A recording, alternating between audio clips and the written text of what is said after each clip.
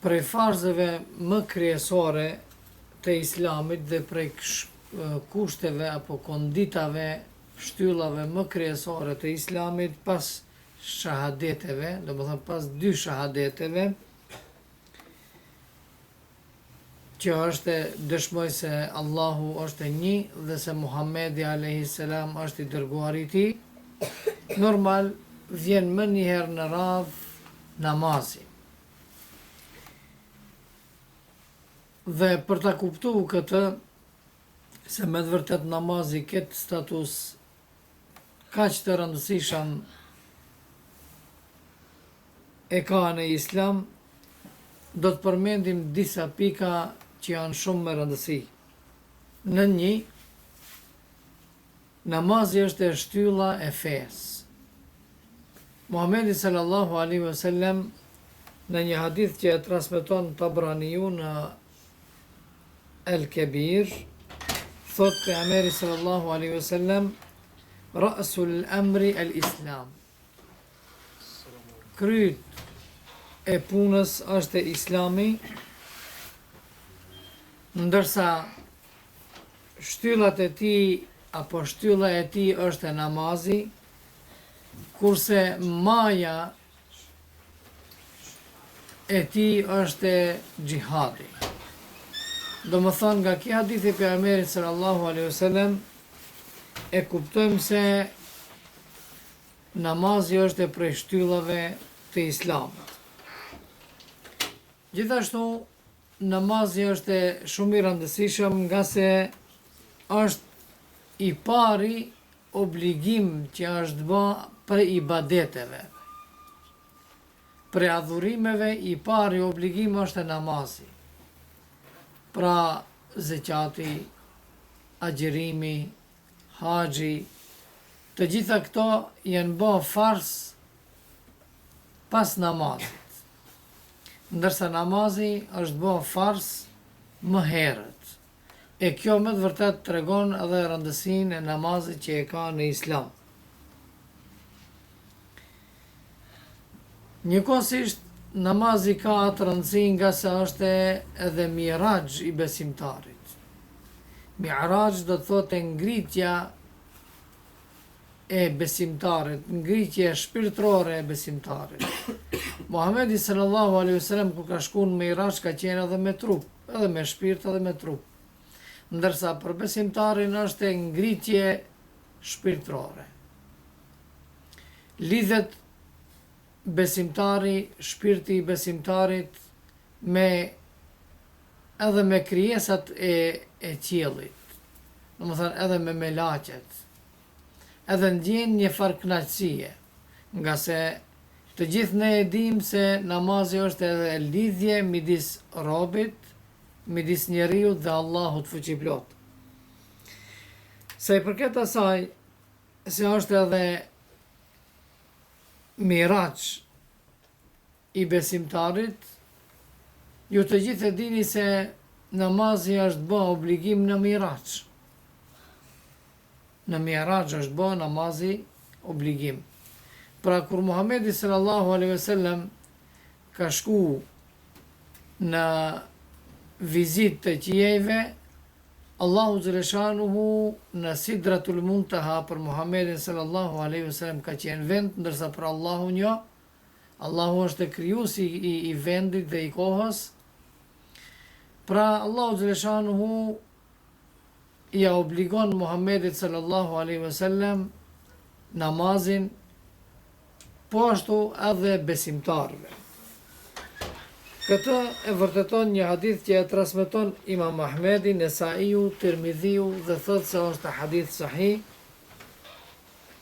Thot furidatis salatu ala nabi sallallahu alaihi wasallam lejlata usriya bihi 50. Ja është bë fars Muhammedit sallallahu alaihi wasallam, kuptohet edhe ummetit të tij, namazi 50 kohë në Miraj, në Isra faktikisht. Pastaj thot, gradualisht, duke bërë lëshim Allahu Zëreshanuhu, ndërsa lëshimin ju të gjithë e dini, ka ardhur si rezultati një bisede që e ka bë Muhamedi sallallahu alaihi wasallam me Hazreti Musa. Tregohet se Allahu xhaleshanuhu ja ka bë obligim Muhamedit sallallahu alaihi wasallam 50 kohë namaz për Muhamedin sallallahu alaihi wasallam dhe për umetin e tij, dhe është nis pejgamberi alayhis salam. Kur mbrin me një kat prej katave të qiejve, i del para Hazreti Musa dhe thot, ato obligoj Allahu xhaleshanu me diçka? Thot po. Me çka? Me namaz. Sa namaz? 50. Thot, ktheu në atë vendin përsëri dhe lutë Allahun se xhaleshanuhu, sepse unë kam përvojë me popullin tim. Jam sprovu, kërkoj lëshim Allahu xhaleshanu. Të bëj lëshim. E kështu, Muhamedi sallallahu alaihi wasallam disa herë ka shku prej këtij vendit deri në Sidratul Muntaha, edhe derisa Allahu xhaleshanu në fund i ka thënë, i ke 50 kohë, i ke 5 kohë namaz, por çdo kohë namaz ka 10 sevape, përsëri sevapat një lloj sikur me i pas 50. Pra çdo namaz ka 10 sevape. 5 kohë, 50. Domethënë sevape. Pastaj thot hadithi e pejgamberit sallallahu alaihi wasallam, thumma nuqisat, pastaj Allahu xhaleshanu kuptohet bëri lëshim derisa erdhi deri në 5 dhe pastaj thiri një za, u dëgju një za, o Muhammed sallallahu alaihi wasallam. Nuk ka ndryshim te fjala ime. Pra nëse Allahu xhaleshanu diçka e thot, nuk ndryshon prej asaj fjale, nuk e thën besën Allahu xhaleshanu. Pra dije se për ato 5 kohë namaz unë ti të shpërblej dhe umetin tënd, kuptohet 50 kohë, 50 sevape. Pra do më thëmë për çdo kohë ka 5 sevape, ka 10 sevape. Gjithashtu, namazi, për të kuptu rëndësinë e namazit, na bën të kuptojmë edhe ajo se njeriu pikë së pari në ditën e gjykimit do të pyetet, do të merret në llogari për namazin. Nëse me namazin i ka punët mirë, atëherë edhe me punët tjera, me hakët tjera, dhe Allahu xhaleshanu që i ka edhe me ato inshallah do të jetë mirë. Por nëse nuk është në rregull me namazin, atëherë është e problem puna e tij. Për këtë flet edhe pejgamberi sallallahu alaihi wasallam në një hadith, ku këtë hadith e transmeton Tabraniu në Ausatin dhe në As-Saghir. Thot kështu: La imana liman la amanata lahu. Nuk ka besim të plot ai që nuk e mban amanetin. Dhe nuk ka namaz ai që nuk ka pastrim. Do më thënë ai që nuk hin i pastër në namaz. Dhe nuk ka fe wala dina liman la salata lahu. Dhe nuk ka fe, do thënë të plot, kuptohet, ai person i cili nuk ka namaz. Do të thot, nëse nuk fal namaz, konsiderohet se nuk ke fe. Do më thënë, kuptohet, dietarët e kanë spjegu, nuk ke fe të plot.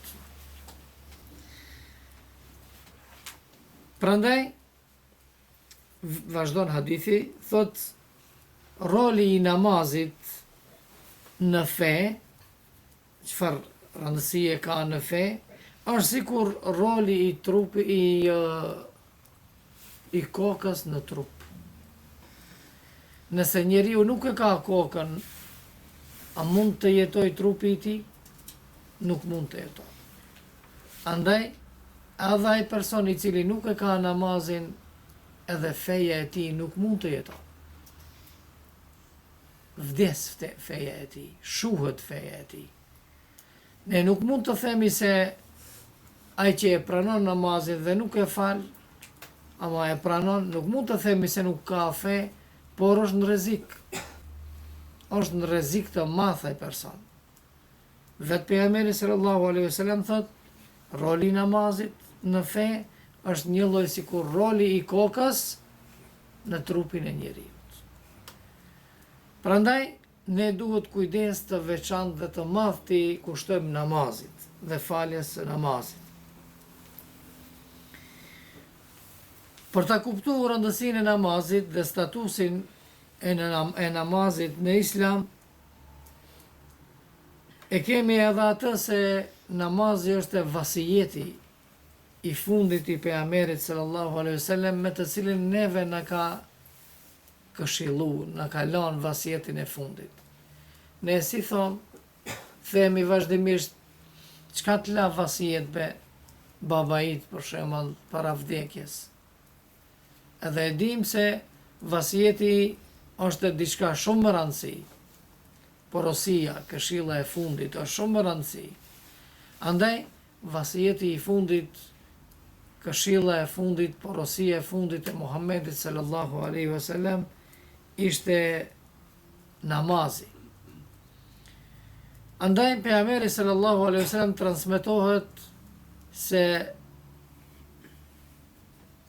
para vdekjes, se me vdek, e çon perdhen e cila e ka nda xhamin me dhomën e pejgamberit sallallahu alaihi wasallam.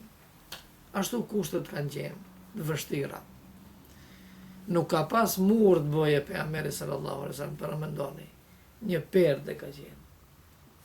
Një perde e ka nda xhamin me dhomën e pejgamberit ku ka flet pejgamberi sallallahu alaihi wasallam.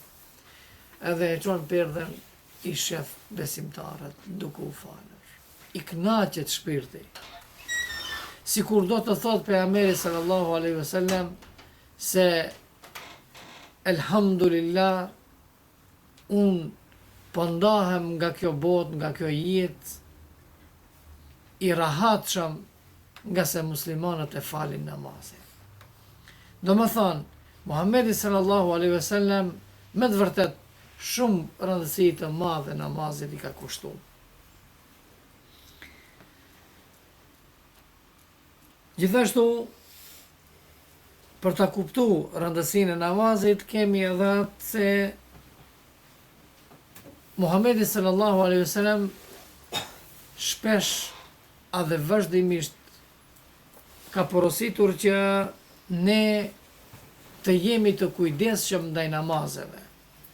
Hafidhu ala salawati wa salati al-usta.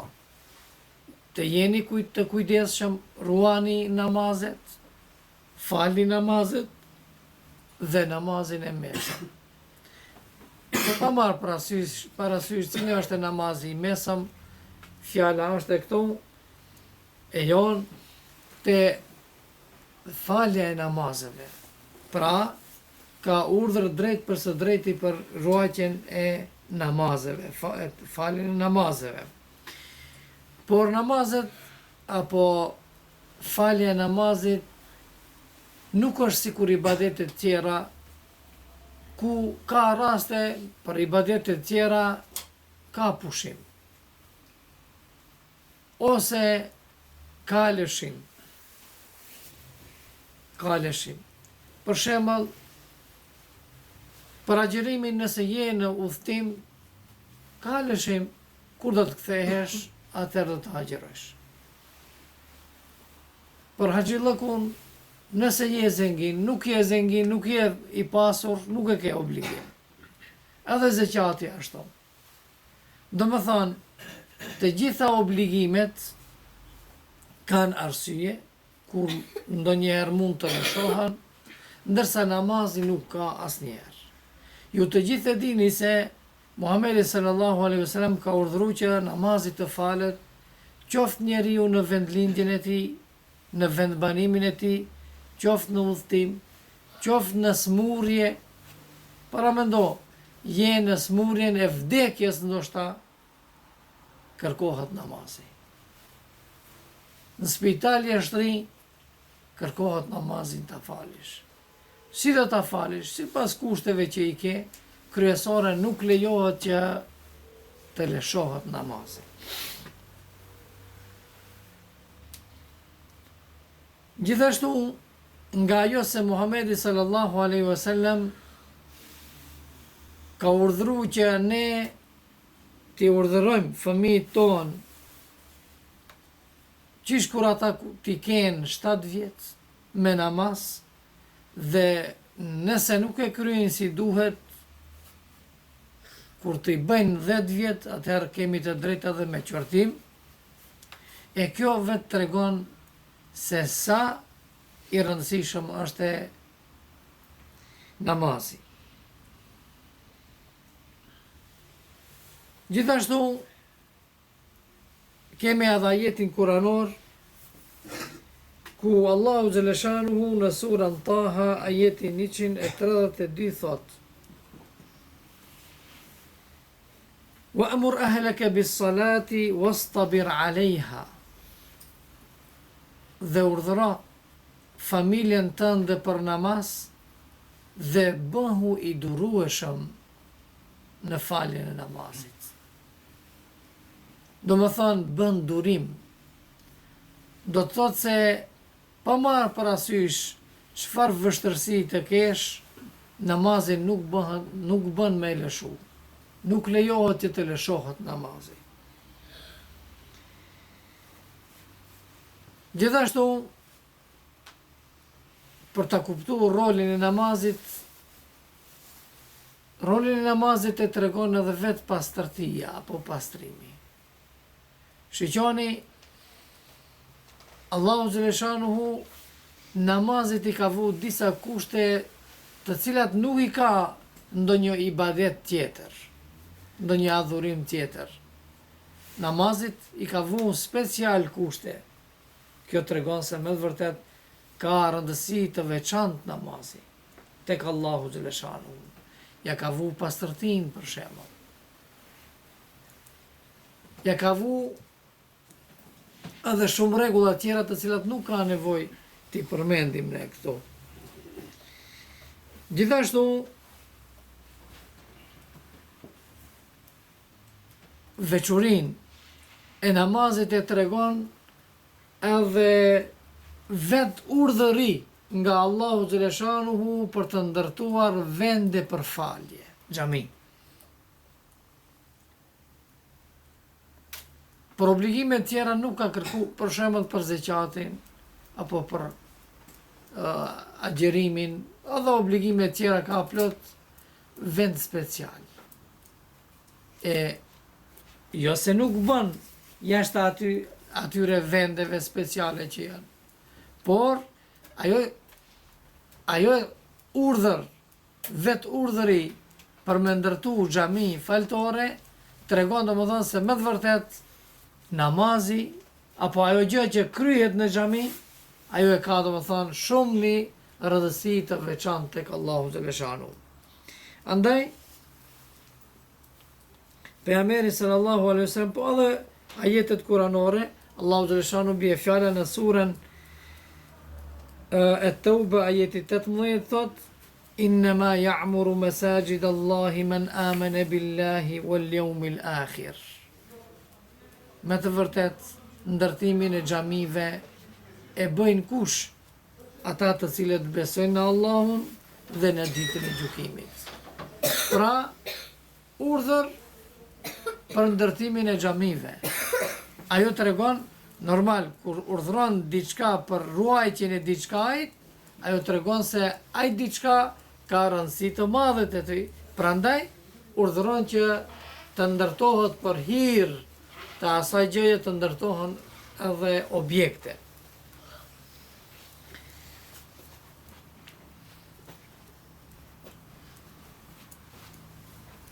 Sa i përket namazit, kemi shumë ajete kuranore ku tregohet vlera e namazit.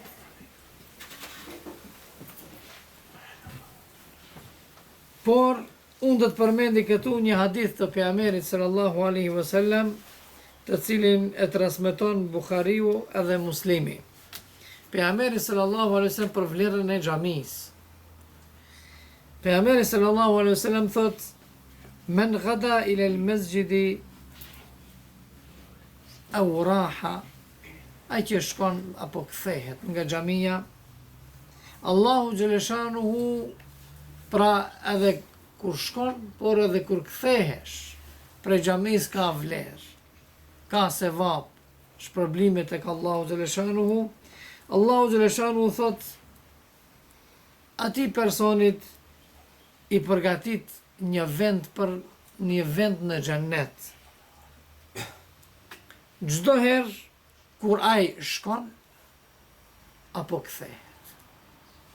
Para mendoni, je nis për në xhami, Allahu xhaleshanuhu ta ndërton një vend në xhennet, një pallat. Kthehesh për xhamie, kthehesh për xhamie, përsëri e ke të ndërtuar një pallat në xhennet. Por çfarë arsye Allahu xhaleshanuhu ta ndërton ka një pallat, për shembull, edhe kur shkon, edhe kur kthehesh? Për hir të kujt? Për hir të namazit. Për hir të namazit, pse e fal namazin.